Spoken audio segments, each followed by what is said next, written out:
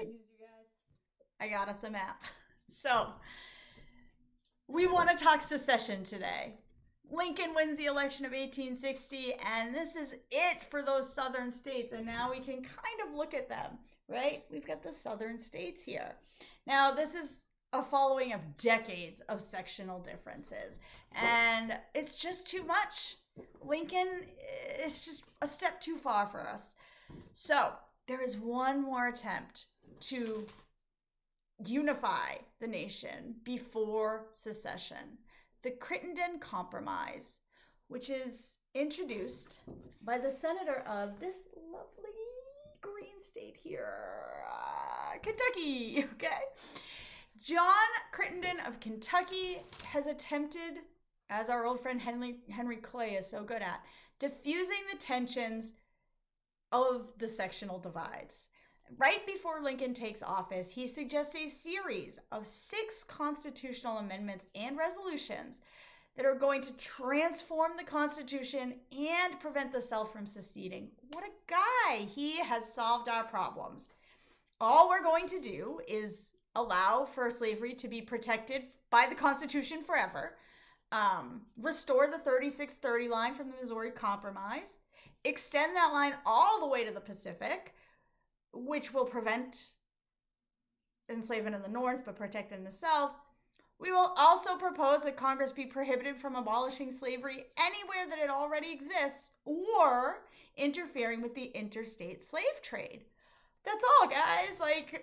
I don't see what the problem is. We can extend the 3630 line. We could protect enslavement up here, down here. We could keep it out of up here, even though all of this is unorganized and there's really nobody there.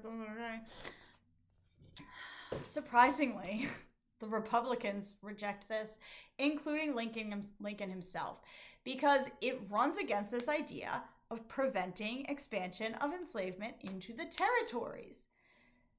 The southern states also reject this idea because it prevents them from taking their human chattel north of the 3630 line.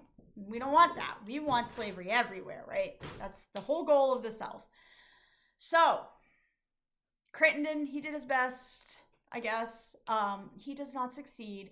And on December 20th, that's coming up next month, you guys, 1860, South Carolina says goodbye and secedes from the United States. It is followed by Mississippi, Florida, and Alabama by January 16th, when Congress officially rejects Crittenden's Compromise, and then Georgia, Louisiana, and Texas join on January 19th, 26th, and February 21st. So by February of 1860, our states have gone away, and they have become their own little confederacy. Most of the time, these secessions are decided as a result of conventions and popular votes within the state. It wasn't just some guy saying, let's leave. It was votes. But a lot of people don't vote. There's not a lot of voting rights in the South, honestly, except for those rich elite planners. If they want to leave, they're going to go. So, by 1860, we have a pretty clear split. And again, Lincoln doesn't recognize that the Confederacy is not part of the United States. But we do have a pretty solid split here. We've got states from the Carolinas down into the West, including Texas, where they are going to hold enslavement. They are part of the Confederacy. We've got unorganized territory from Oklahoma, Kansas, Nebraska, all the way through to this section here. They are territories. They don't have statehood. So there's nothing going on in terms of enslavement or not, because they've never been voted on. Remember, they tried to vote on that in Kansas, and all it did was lead to a lot of bleeding, a lot of fighting. Then we've got California and Oregon over here, and the rest of our northern states up here. These are anti-enslavement states. However, we also have the border states. We've got 3 of them. We've got Missouri, Kentucky, and Maryland, I believe, right? Yeah, Maryland, I know my geography.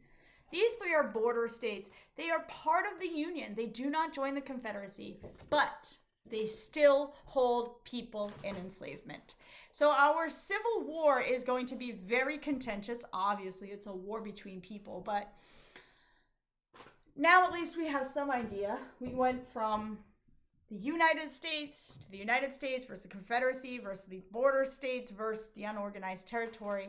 And now we're going to get into a very brief rundown of the war. So stay tuned.